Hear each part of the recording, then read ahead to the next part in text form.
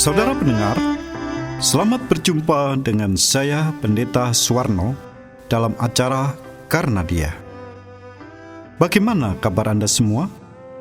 Harapan saya, Anda dalam keadaan baik dan senantiasa di dalam lindungan Tuhan yang Maha Kasih. Kali ini kita akan mengikuti sebuah program Karena Dia. Banyak perkara sulit yang terjadi dalam hidup kita. Tentu kita ingin mengatasi persoalan tersebut.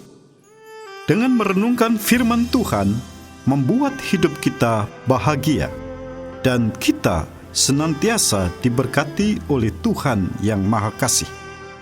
Nah, mari saya ajak saudara menyimak program ini. Kiranya dengan mendengarkan program ini, Anda akan mendapatkan kekuatan dan penghiburan. Selamat mendengarkan.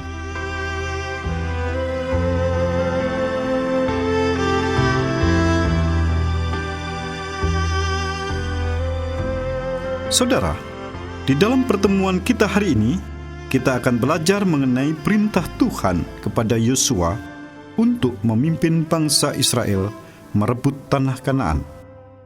Kita akan mencoba untuk menggali kebenaran-kebenaran mengenai perintah Tuhan kepada Yosua ini agar kita dapat menarik pelajarannya. Sehingga kalau ada kebenaran-kebenaran yang perlu diterapkan di dalam kehidupan kita, nantinya kita bisa menerapkan kebenaran itu. Hari ini, secara khusus kita akan membahas mengenai bagaimana isi perintah Tuhan kepada Yosua sehingga ia dapat berhasil memimpin bangsa Israel masuk tanah Kanaan. Bagian firman Tuhan yang akan saya baca sebagai dasar pembahasan kita, saya ambil dari kitab Yosua pasal 1 ayat 1 sampai dengan 9. Sekali lagi, kitab Yosua pasal 1 ayat 1 sampai dengan 9 yang berbunyi sebagai berikut. Sesudah Musa hamba Tuhan itu mati, berfirmanlah Tuhan kepada Yosua bin Nun, abdi Musa itu demikian. Hambaku Musa telah mati, sebab itu bersiaplah sekarang, seberangilah sungai Yordan ini, engkau dan seluruh bangsa ini, menuju negeri yang akan kuberikan kepada mereka, kepada orang Israel itu. Setiap tempat yang akan diinjak oleh telapak kakimu, kuberikan kepada kamu, seperti yang telah kujanjikan kepada Musa. Dari padang gurun dan gunung Libanon yang sebelah sana itu, sampai ke sungai besar, yakni sungai Efrat, seluruh tanah orang Het, sampai ke laut besar di sebelah matahari terbenam, semuanya itu akan menjadi daerahmu. Seorang pun tidak akan dapat bertahan menghadapi engkau seumur hidupmu. Seperti aku menyertai Musa, demikianlah aku akan menyertai engkau. Aku tidak akan membiarkan engkau dan tidak akan meninggalkan engkau. Kuatkan dan teguhkanlah hatimu, sebab engkaulah yang akan memimpin bangsa ini memiliki negeri yang kujanjikan dengan bersumpah pada nenek moyang mereka untuk diberikan kepada mereka. Hanya kuatkan dan teguhkanlah hatimu dengan sungguh-sungguh. Bertindaklah hati-hati sesuai dengan seluruh hukum yang telah diperintahkan kepadamu oleh hambaku Musa. Janganlah menyimpang ke kanan atau ke kiri, supaya engkau beruntung kemanapun engkau pergi. Janganlah engkau lupa memperkatakan kitab Taurat ini, tetapi renungkanlah itu siang dan malam, supaya engkau bertindak hati-hati sesuai dengan segala yang tertulis di dalamnya. Sebab dengan demikian, perjalananmu akan berhasil dan engkau akan beruntung. Bukankah telah kuperintahkan kepadamu? Kuatkan dan teguhkanlah hatimu. Janganlah kecut dan tawar hati, sebab Tuhan Allahmu menyertai engkau kemanapun engkau pergi. Saudara, sebelum kita membahas bagian ini, mari kita bersama-sama berdoa. Bapa Surgawi, saat ini kami ingin merenungkan firman-Mu. Kami mohon bimbingan-Mu agar kami dapat mengerti dan memahami kebenaran firman-Mu. Banyak perkara sulit yang tidak dapat kami pahami, tetapi dengan terang firman-Mu, kami akan mendapat petunjuk-Mu. Bapa yang kami kenal di dalam dan melalui Tuhan Yesus Kristus, kami berdoa. Amin.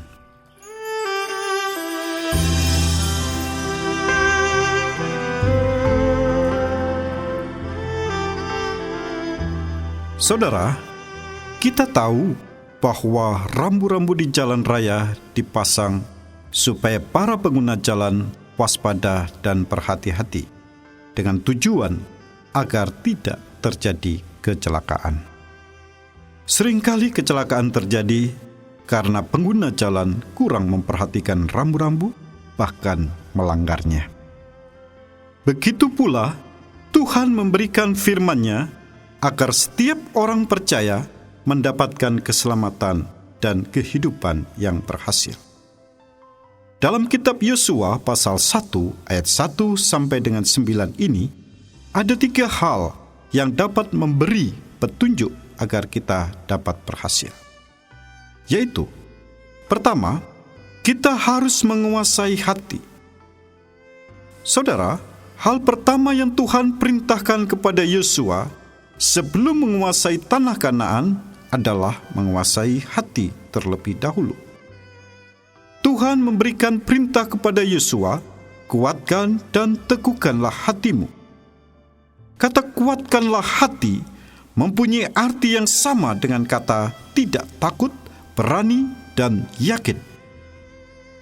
Tuhan memerintahkan agar Yosua menguatkan hati karena pada saat itu Yosua sedang kecut, takut, dan tawar hati. Kalimat itu diulangi sampai 3 kali. Hal ini menggambarkan bahwa Yosua sangat gentar karena Tuhan memberi mandat kepadanya untuk menggantikan Nabi Musa sebagai pemimpin bangsa Israel. Saudara, apakah Yosua seorang penakut? Tentu tidak. Dia adalah seorang pemberani. Dialah yang memimpin bangsa Israel melawan dan menaklukkan orang Amalek. Dia juga yang menjadi salah seorang pengintai dari 12 orang pengintai, dan dia yang memberikan laporan yang baik dan menguatkan hati. Mengapa dia takut? Yosua takut dan kecut karena Yosua menggantikan posisi Nabi Musa, menggantikan posisi seorang nabi yang besar yang sudah melakukan 10 mujizat di Mesir dan membelah Laut Merah dengan memakai tongkat. Bisa dibayangkan betapa groginya Yosua menggantikan Musa yang memiliki hubungan yang demikian dekat dengan Allah. Dan bukan hanya itu saja, tetapi dia sekarang harus menggantikan Musa memimpin bangsa Israel memasuki tanah Kanaan. Memimpin bangsa yang seringkali menggerutu, bersungut-sungut, dan seringkali memberontak kepada Tuhan. Sekarang Allah mempercayakan dirinya memimpin bangsa Israel memiliki tanah Kanaan. Yosua harus berperang melawan bangsa-bangsa yang sudah lama eksis dan sudah terlatih perang. Sedangkan bangsa Israel yang dipimpinnya adalah mantan budak, bukan mantan tentara. Semua tantangan itu pasti mengejutkan hati siapapun yang menjabat posisi Yosua. Saudara, kalau Yosua terus-menerus diliputi oleh perasaan cemas, maka dia tidak bisa menjadi pemimpin bangsa Israel untuk merebut tanah Kanaan. Kalau Yosua terus memikirkan betapa sulitnya memimpin bangsa Israel dan betapa dahsyatnya melawan mereka di Kanaan, maka dia tidak akan sanggup memimpin bangsa itu merebut Kanaan. Dan celakanya adalah kalau ketakutan terus-menerus dipikirkan, maka akan semakin parah akibatnya. Apakah yang membuat Yosua bisa kuat dan teguh? Yosua kuat dan teguh bukan karena kekuatan dan keteguhan diri sendiri, melainkan karena Dia yang memberi kekuatan. Ayat 9 mengatakan, sebab Tuhan Allahmu menyertai engkau kemanapun engkau pergi. Yosua harus percaya akan penyertaan Tuhan dalam memimpin bangsa Israel memasuki tanah Kanaan. Hati Yosua tidak boleh diisi dengan kecemasan dan tawar hati, tetapi harus diisi dengan iman kepada Allah. Saudara, di dalam hatilah iman itu disimpan. Dalam Roma 10 ayat 10 mengatakan demikian, karena dengan hati orang percaya dan dibenarkan, dan dengan mulut orang mengaku dan diselamatkan. Dalam kitab Ibrani 11 ayat 6 mengatakan, tanpa iman tidak mungkin orang berkenan kepada Allah. Sebab barang siapa berpaling kepada Allah, ia harus percaya bahwa Allah ada, dan bahwa Allah memberi upah kepada orang yang sungguh-sungguh mencari Dia. Kedua, kita harus menguasai pikiran.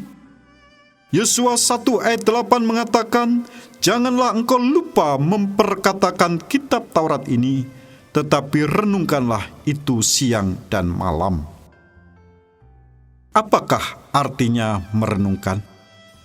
Kata Ibrani yang terjemahkan merenungkan secara harafiah berarti bergumam.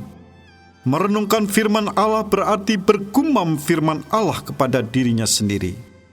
Ia memikirkan firman Allah, mengulangi firman Allah kepada diri sendiri, dan menerapkannya dalam setiap bidang kehidupan saudara. Saudara, banyak orang Kristen mengatakan bahwa merenungkan firman Tuhan itu hanya sewaktu membacanya. Hal itu belum termasuk dalam kategori merenungkan. Merenungkan itu mulai dari membaca, memikirkan, menyimpan dalam hati, dan menerapkannya sepanjang hari. Itulah sebabnya Tuhan memberikan perintah agar Yosua merenungkan Taurat Tuhan itu siang dan malam. Jadi firman Tuhan itu dibawa ke dalam hidup kita. Saudara, hal ini sama seperti sapi yang setelah makan rumput di pagi hari, kemudian dia duduk dan mengunyahnya berulang-ulang, menyerap setiap gizi dari rumput. Perenungan itu seperti itu.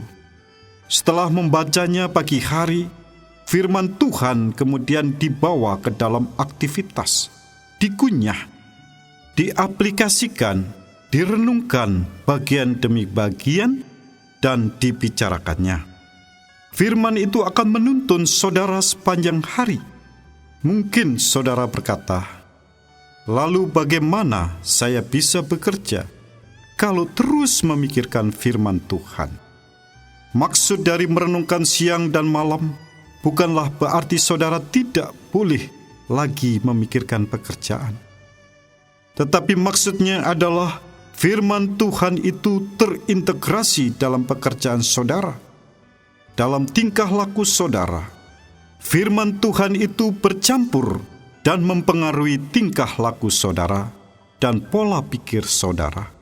Itulah maksudnya merenungkan firman Allah. Saudara, dengan merenungkan firman Tuhan, membuat firman Tuhan itu menguasai pikiran kita. Jadikanlah pikiran saudara itu sebagai tempatnya firman Tuhan. Ini bukan hanya untuk pendeta, penginjil, tetapi ini merupakan sesuatu hal yang Tuhan harapkan dari orang awam. Perintah untuk merenungkan firman Tuhan siang dan malam bukanlah diberikan kepada imam dan orang Lewi, melainkan kepada Yosua, seorang panglima perang, orang awam, supaya Yosua dapat menguasai Kanaan. Maka dia harus menguasai pikirannya dengan firman Tuhan. Ketika ketiga, kita harus menguasai tindakan kita agar sesuai dengan firman Tuhan. Bertindaklah hati-hati sesuai dengan seluruh hukum yang telah diperintahkan kepadamu oleh hambaku Musa. Janganlah menyimpang ke kanan atau ke kiri, supaya engkau beruntung kemanapun engkau pergi. Setelah saudara menguasai hati dan pikiran dengan firman Tuhan, maka hal yang sangat penting untuk bisa menghadapi hidup ini adalah bertindaklah sesuai dengan firman Tuhan. Terapkan setiap bagian firman Tuhan itu dalam hidup saudara. Firman Tuhan bukan hanya untuk dibaca, dihafal, tetapi untuk dilakukan tanpa tawar-menawar dengan Tuhan. Apapun kondisi saudara, apapun risikonya, kalau saudara ingin diberkati oleh Tuhan, taatilah firman Tuhan. Jangan melanggar apa yang dilarang, tetapi lakukanlah apa yang diperintahkannya. Ketaatan kita kepada Tuhan teruji kalau sedang mengalami masalah.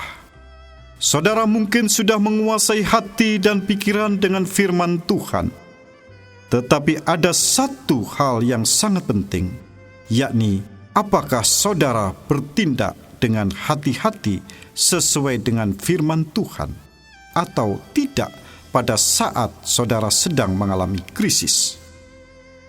Orang Kristen biasanya akan berusaha untuk taat hanya pada saat situasi normal. Namun masalahnya, situasi ekonomi kita tidak selalu normal. Keadaan kesehatan kita tidak selalu baik. Dan celakanya, pada saat situasi buruk, ada begitu banyak godaan untuk tidak hidup sesuai dengan firman Tuhan. Disinilah iman kita diuji melalui ketaatan. Sikap seseorang yang awalnya baik bisa berubah menjadi kejam dan tidak beradab ketika dia mengalami kesulitan ekonomi dalam kurun waktu tertentu. Kita mesti ingat apa yang dikatakan oleh Tuhan Yesus, bahwa manusia hidup bukan dari roti saja, tetapi dari setiap firman yang keluar dari mulut Allah, dalam Matius 4 ayat 4. Dalam hal ini Tuhan Yesus tidak menyangkal akan kebutuhan makanan, sebab makanan merupakan kebutuhan manusia yang paling fundamental. Tetapi Tuhan Yesus juga mengingatkan kita semua bahwa kebutuhan makanan tidak boleh menentukan segala-galanya. Makanan memang diperlukan untuk kelangsungan hidup, tetapi tujuan hidup kita bukan untuk makan, sebab manusia juga membutuhkan dimensi rohani yang menentukan makna dan tujuan hidupnya, yaitu ketaatan kepada firman Tuhan. Apa artinya manusia dapat memperoleh makanan untuk kelangsungan hidupnya, tetapi dia kehilangan makna dan martabatnya sebagai seorang Kristen yang sudah dibeli dengan darah Kristus? Saudara, banyak orang Kristen berdoa, tetapi belum mendapatkan jawaban doa. Problemnya bukan karena kurang berdoa. Saya yakin masalahnya bukan dalam jumlah jam doanya, bukan pula pada ketekunannya, tetapi mencoba menggantikan ketaatan dengan doa. Banyak orang berpikir, yang penting saya berdoa, walaupun tidak taat kepada Tuhan. Yang penting saya berdoa, berdosa juga enggak apa-apa. Jika berdoa tanpa ketaatan, maka itu hanya menghabiskan waktu dan tidak akan mendapatkan jawaban dari doa. Saudara, melalui renungan ini, kita dapat belajar bahwa kalau kita ingin berhasil dalam kehidupan kita, maka kita harus menguasai hati, pikiran, dan tindakan kita sesuai dengan firman Tuhan. Saudara, Mari kita mengakhiri renungan ini dengan berdoa. Tuhan, terima kasih untuk firman-Mu yang sudah kami renungkan hari ini. Firman-Mu memberi pelajaran kepada kami, agar kami dapat berhasil dalam kehidupan ini. Di dalam nama Tuhan Yesus Kristus, kami berdoa. Amin.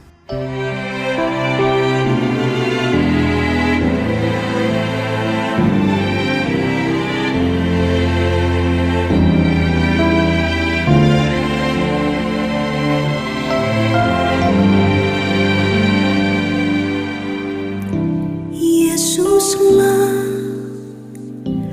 penolongku, Yesus tempat aku berlindung.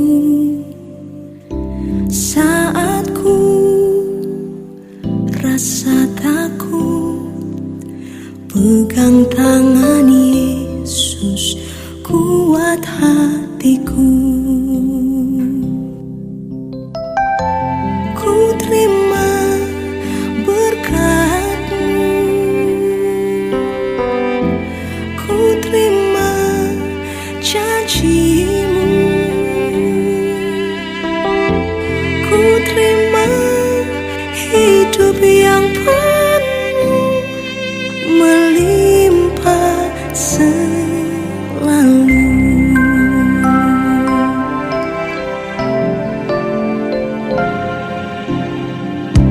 Yesuslah penolongku, Yesus tempat aku berlindung.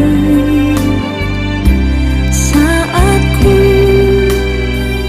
rasa takut, pegang tangan Yesus, kuat hatiku. Ku terima berkat-Mu, ku terima janji-Mu, ku terima hidup yang penuh melimpah selalu. Ku terima berkat-Mu, ku terima janji-Mu, ku terima hidup yang penuh melimpah selalu, melimpah selalu.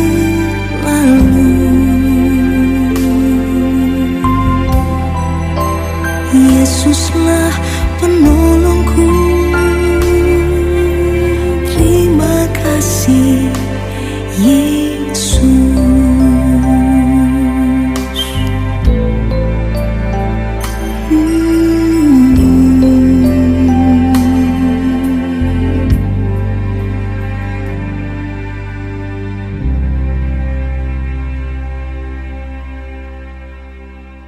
Saudara pendengar, saya cukupkan di sini dahulu perjumpaan kita. Harapan saya menjadi berkat. Nah, jikalau saudara ingin bertanya atau sharing apapun dan minta doa, silakan menulis surat kepada program Karna Dia, PO Box 84 Malang 65101, atau email siaran@pidmedia.com. Nomor HP 0812 3369 3793. Tuhan Yesus Kristus memberkati kita.